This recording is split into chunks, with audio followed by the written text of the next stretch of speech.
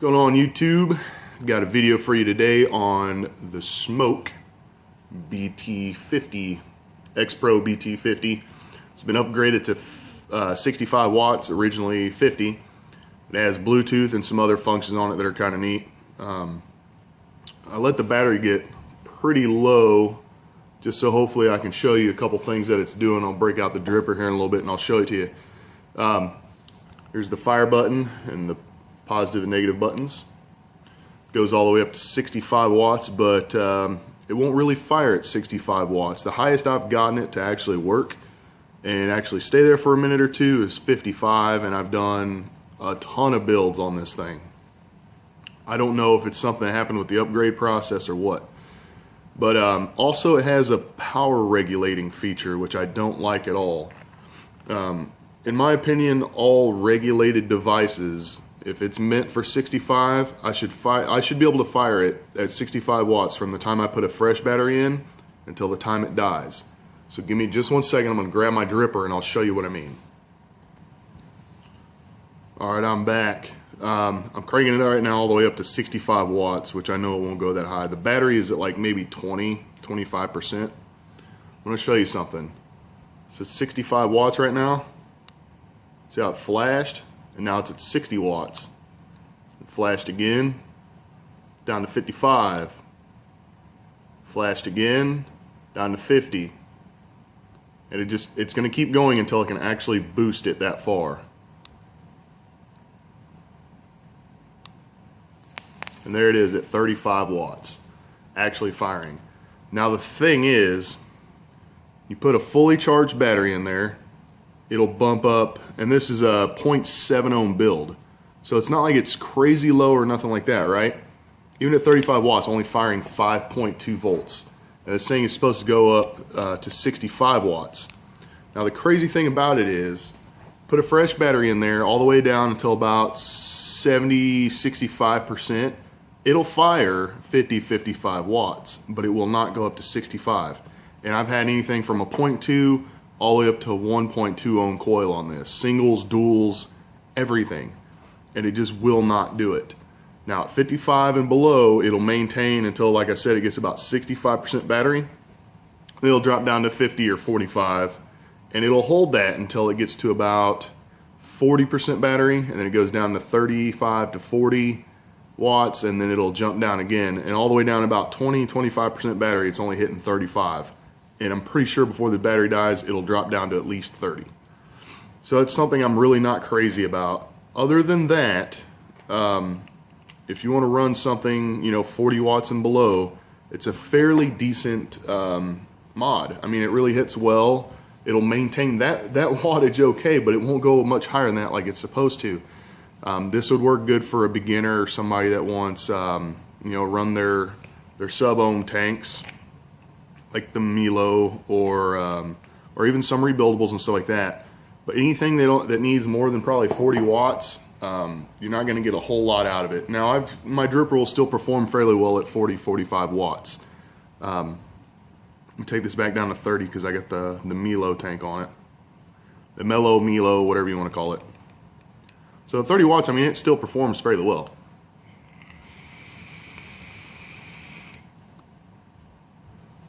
And the furnace is on at the moment, so give me a second, I'll shut it off and we'll continue. Sorry about that, I guess I ain't got my stuff straight together today. This is going to be a super fancy video. I'm trying to knock this out because I've actually got a guy coming to buy this. He's running the old Smok, or the old MVP, the original. So he needs something a little bit better. I'm going to hook him up with a Kanger sub tank and get him rolling, get him going a little bit better. But here at 30 watts on a 0.5 ohm Milo tank.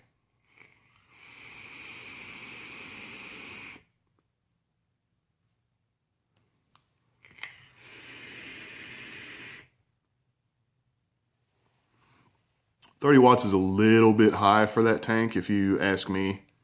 I keep it around 26 to 28 watts, and I think it works really well there. You can fire this thing at 40, but it's a pretty hot vape. Even at wide open, I think it's choked up a little bit. It's got decent airflow. It's kind of like the Atlantis. Back to the Smok BT50. All right, a couple features that it does have. If you click the button 3 times, it'll go into the menu, and there is 3 settings in the menu. The first one is Bluetooth. You can turn it on or off, okay? So if you turn it on, you can download an app to your phone called the Smok, S-M-O-K-B-E-C, I believe. And you can actually keep track of all your vaping, you know, like what your favorite wattage is, and you know how long your normal puffs are and all that stuff. And it also has a pretty cool feature, which I haven't played around with because I've never really needed it. But you can take this thing and say you've got a coil that takes a little while to ramp up. And you say you like to vape it at 25, 30 watts, but you want it to get faster, you know, hotter faster. What you can do is you can program it to fire, say, 45, 50 watts for a second or two, and then drop back down. So it'll give you that initial burst. There's been some other devices out there that have done it, but I really never have gotten into that. I've never really needed it. But it's a pretty cool feature. It's on there. And then it also has 3 more times. It's got this one, which is your setting. You've got wattage mode or mech mode. Now on mech mode, from what I understand, it doesn't just fire at 4.2 volts like a mechanical or whatever. Usually what it does is it'll read your resistance and it'll give you what it thinks is the best voltage. So I got the Milo on there, 0.5 ohms, and like I said, I like it around 28 watts.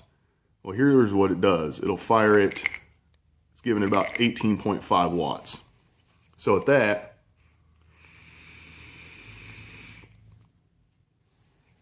still a decent performance, not near as much as I'd like, and it's only firing at 3 volts at about 18 to 18.5 watts, and it kind of fluctuates.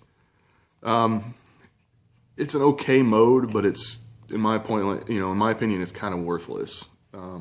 It's a regulated device. Why not just fire it regulated? You know, because I can fire it 18, 20 watts if I want to on there. I figured mechanical would be at least 4.2 volts. What I was thinking is if you put a dripper on there and you want to run it at 4.2 volts, you could just do that, but you can't. It automatically adjusts the wattage for you, and it gives you what it thinks is the best wattage. Not really that big of a useful type thing to me. So we'll click it 3 more times, and then you get the power button. And you can power on or off. If you power it off, it'll actually shut off completely. And it won't do anything unless you click it 5 times, and then it'll pop back on. It says welcome. So those are pretty much the standard features. When it comes to the functionality of the chip and all that good stuff. I just don't understand why it downgrades the power like that. I've talked to several people that have, other mods in the Smok series, which they've got the M50, the M65, and the M80, all respective wattage. You know, they got the 50 watt, 65 watt, and the 85 watt. And then there's, some other ones out there, and some people don't have that power regulating problem. And then some people have nothing but the same problem I do. From what I understand, there is somehow it knows how much wire, like the length of the wire. So say you've got a lot of coils or a lot of wraps, but you don't have the right size gauge, it'll cause it to do it. None of that makes sense to me because no other mod on the market that I know of has that problem. A regulated device is a regulated device. Another thing it could be is if you ever put your Addy on an ohm reader before you actually fire it, you know how, like, say you got a 0.8 ohm and then the next spot says like 0.4, 0.6, 0.3, 0.7. Like say if it fluctuates a little bit, that'll throw it way off and it'll do the same thing. It has a fairly accurate ohm reader built into it, but for some reason it has that little bit of wonkiness that's on your actual mechanical ohm reader. The little battery powered ones. It'll do the same thing. Which other than that, I don't have too many issues with it. I mean, I never really went up above 40, 45 with it anyway. It was still fairly comfortable to use at that point. Another thing is the 510 connection is gold plated and spring loaded. It's a fairly stiff spring in there. You can kind of see it. When you screw down your Addy, it slowly tightens up, and it works really well. It has a recessed little catch cup, Addy cup on there. So if I put my dripper on there, you can see it sits inside that cup. There's a little bit of extra space, you know, so if you over drip a little bit, you know, it'll help catch it. Or like these guys, they kind of run down the side a little bit. You see a little bit of juice in there. So I mean, that's pretty cool. It has flush fits on pretty much everything I've put on there. The biggest piece I put on there is 23 millimeters, and that was the Limo, and it still fits right inside that little cup. So I think it's probably a 24, maybe a 25 millimeter cup. The next thing, let me put this back in regular mode, and I just locked it. Oh, another thing, say sometimes you go to lock it or unlock it. Sometimes it will, well, especially when you go to lock it, sorry, it'll actually go into the menu. Even if you click it 5 times, sometimes it'll go in the menu anyway. So you gotta wait for the menu to drop out, and then you can try to lock it again. Not really that big of a deal. Another thing is we'll wait for this to completely shut off, and I'll see if I can't catch it for you guys, okay? But in the meantime, I'm gonna go ahead and try to loosen this back door up a little bit, and I'll show you how it works. It's got 2 Allen key heads in it, okay? And they are pretty long-winded, so it takes a minute to get them out of there. I just set it on the side like this, put the screw in there, or the Allen key in it, and just spin it. Sometimes it'll fall apart, sometimes it won't. And I'll take one screw out. To change the battery, what I do is I just take this one down here, and I'll just unscrew it, you know, 5 or 6 turns, and I'll just slide the battery door around. That's what I do. The battery inside of it has a ribbon on it, so you can just pull the ribbon out and pop the battery out. It makes it a little bit easier. This screen takes about a minute to a minute and a half to shut off completely. So there it goes. Now what I wanted to show you real quick is, I don't know if I can catch the sound of this, but see, I took about half a second to 1 second to fire. Some people are just, they get really irritated at that. It's not really that big a deal. You just click the button once on the way up to your face, and then when you get there, take your hit. So some people find that annoying, that it has a little half-second delay to 1 second delay before you actually get your hit, before you can actually vape it. Doesn't really bother me too bad. Take the battery out, pull the ribbon, and there is the dock, the battery dock in there. It's all closed up nice and neat. There's really nothing to see. I think it's a very clean install that they did. You can see it's all cut out for the door or the dock and all that stuff. To put the battery in it, positive goes down.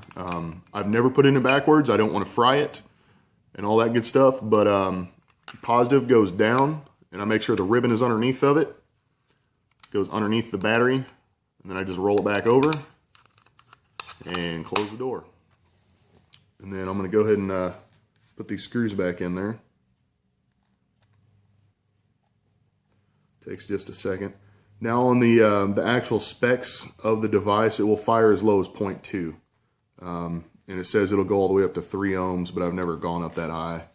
I have been down to 0.2 and 0.3. Still only got about 45, 50 watts out of it for the majority of the time. Right off the bat, you can fire it around 50, 60 watt, or 50, 55 watts max. I've never really had it to fire more than once or twice above that. And I think I've had 65 watts one time. And it was a little bit too much anyway for the build I had. But other than that, that's pretty much all there is to this little piece. Now, I can't show you the app because I don't know how to record that way, and I don't know if my phone can do it or not. But if you're interested in it, there's other videos out there of the app. Or just, if you have a Android, I know it's on Android, I don't know if it's on iPhone. But if it's on there, just download it and look at it if you're that interested in it. I mean, kind of, it'll show you, you know, all your vape stats, and then it'll let you actually do some customization. So if you want to turn your Bluetooth on, put the app on your phone, and then you can actually customize the way it fires. But other than that, it's about all I've got for this little guy. It's not a bad device. I mean, it's got some weird, you know, quirky type things with it. And I mean, unless you're a high wattage vapor, you probably won't run into any of those problems. Now, if you're the kind of person who wants to rip 65, 70 plus watts, or you got your Claptons, your fused, you're running, some crazy builds with a lot of wire in them, those kind of things, this is not going to work for you. You will want to get something, Sigeli or the IPV, something that has a higher wattage setting on it and stuff like that.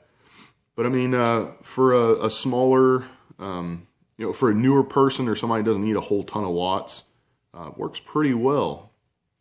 It will still fire drippers and stuff like that. So I'm going to go ahead and take a couple puffs here.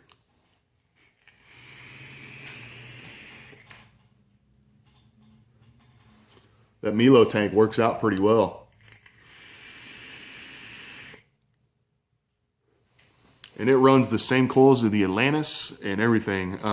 It's pretty much right on par with the Atlantis coils, or the actual Atlantis itself when it comes to airflow and all that stuff. I'll do a video on it later on. I will be having the IPV Mini version 2 coming in. Be doing a video on that. Got some random juices and stuff. I don't know if I'm going to throw videos up on those or not. It's probably one of the cheapest companies you can get from that. And I mean, Mount Baker Vapor, I think, has probably got them beat. But for 40% off, I got 110 milliliters. Got like 7 different flavors for $30. So I don't know. I might throw some juice reviews. I don't know. I do know the IPV Mini 2 when it comes in. The guy's going to send me a few, maybe a bottle or 2 of juice there. We'll see how that goes. And I might throw that up here too. So, thanks for watching, thanks for subscribing, and stay classy. See y'all later.